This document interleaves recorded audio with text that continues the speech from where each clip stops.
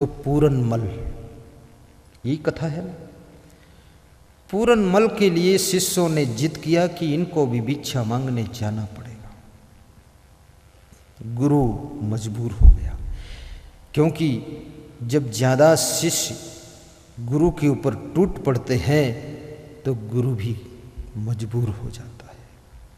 समझदार शिष्य कभी गुरु के बंदिश में नहीं डालता, गुरु को स्वतंत्र रखता जैसी आपकी आज्ञा हो। लेकिन ना समझ शिष्य हट करेगा, क्रोध करेगा, जिद करेगा, गाल फुलाएगा, मुंह फुलाएगा और हट करेगा। गुरु गोरखनाथ को दब जाना पड़ा और कहा, पूरनमल तुम भी भिक्षा लेने जाओ, सबकी इच्छा है, जाओ। पूरनमल ने भिक्षा की झोली उठाई और बोले, किधर जाना है गुरुवर? तो सब शिष्यों ने कहा, इनको सुंदरादेवी रानी के दरबार में भिक्षा लेने भेजो, जाइए इधर। सुंदरादेवी रानी का संकल्प था, कोई साधु भिक्षा लेने आए तो उसका सिर तलवार से काट लेती थी। सैकड़ों साधुओं को मार दिया था उसने।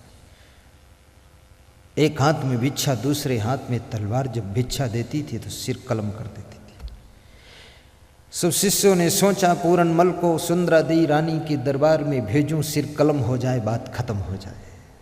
बस ना रहे बांस न बजे बांसुरी। ईर्ष्या, ईर्ष्या बहुत खतरनाक है। ईर्ष्या करने वाले की उम्र कम हो जाती है, ईर्ष्या करने वाले की बुद्धि कमजोर हो जाती है। ईर्ष्या किसी से मत करना।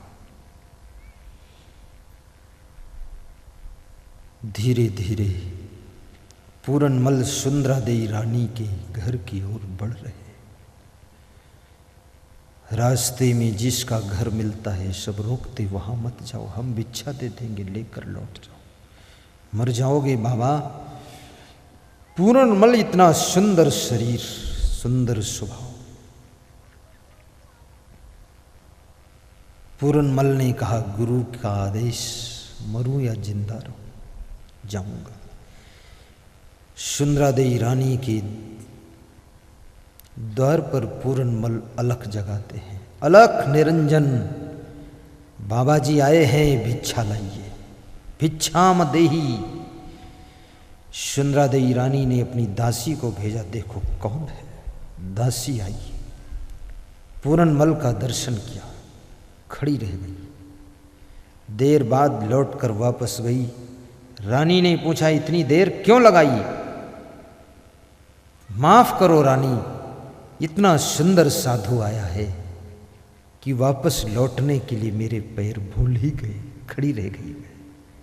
इतना सुंदर साधु है, ला मेरी तलवार, निकाल भिक्षा, इस साधु के टुकड़े कर दूंगी।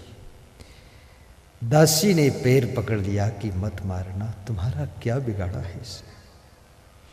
बोले, नहीं, मेरा संकल्प है, जो साधु भिक्षा लेने आएगा उसको सिर कलम हो जाएगा। लाओ। नंगी तलवार लेकर के सुंदरादेवी रानी, दाहिने हाथ में तलवार है, बाएं हाथ में भिक्षा है, और जाती है वहां। पूरनमल के सामने पहुंचते ही पूरनमल के तेजस्वी मुखमंडल का दर्शन करके सुंदरादेवी रानी के हाथ से तलवार नीचे गिर जाती है, भिक्षा भी गिर जाती है। रानी स्वयं गिर पड़ती है और बेहोश हो जाती है। दासी ने कहा, ये क्या हुआ? पूरनमल ने कहा, मेरी कोई गलती नहीं है, जो हो रहा है सब ऑटोमेटिक हो रहा है। बोली, ये तो आपको मारने आई थी। बोली, ये पहले ही मर जाना चाहती। पूरनमल ने कहा, इसको होश में लाओ, भिक्षा दे दो। रानी होश में आ जाती है, कहती है, तुम्हारा नाम क्या है? मेरा नाम पूरनमल है। गुरु का नाम क्या है? गुरु गोरखनाथ है। कितने साधु हैं? 3000 है। कहाँ रुके हैं? अमुक बगीचे में डेरा पड़ा हुआ है। जाओ पूरनमल, यहां से तुम जाओ, मैं 1 महीने भंडारा करने के लिए वहीं आ रही हूं। पूरनमल को वापस कर दिया। 100 बैलगाड़ियों में आटा दाल चावल सब्जी भर करके रानी स्वयं गुरु गोरखनाथ के चरणों में पहुंचती है और कहती है, ये पूरनमल की भिक्षा स्वीकार करो और 1 महीने भंडारा यहीं चलेगा, हलवा पूड़ी। सभी शिष्य देख करके चौंक गए, ये क्या हुआ? हम रोज भिक्षा मांगते थे, 1 पोटली भर पाते थे, ये पूरनमल 1 ही दिन गया है, ये 100 बैलगाड़ियां भर के आई हैं और रानी स्वयं यहां झाड़ू लगा रही है, ये क्या करिश्मा है। याद रखना, पांडव 5 थे, लेकिन 5 में अर्जुन कुछ और ही थे। जिस युद्ध में अर्जुन नहीं होते थे, युधिष्ठिर को भी मैदान छोड़कर भागना पड़ता था। जिस युद्ध में अर्जुन पहुंच जाते थे, विरोधी पार्टी को भागना पड़ जाता था। अर्जुन के बाण। सही शिष्य तो बहुत है, लेकिन पूरनमल कुछ और ही है। पूरनमल को कोई नहीं पहचान सका, केवल गुरु पहचान पाया। गुरु दिव्य दृष्टि से हर शिष्य को पहचानता है कि मेरे किस शिष्य में क्या चमत्कार है। कभी कभी माँ बाप भी अपने हर बेटे को पहचानते हैं कि मेरा कौन बेटा क्या है। इसलिए जो बेटा बहुत होनहार है, उसका ज़्यादा केयर करते हैं माँ बाप, ध्यान रखते हैं। क्योंकि याद रखना,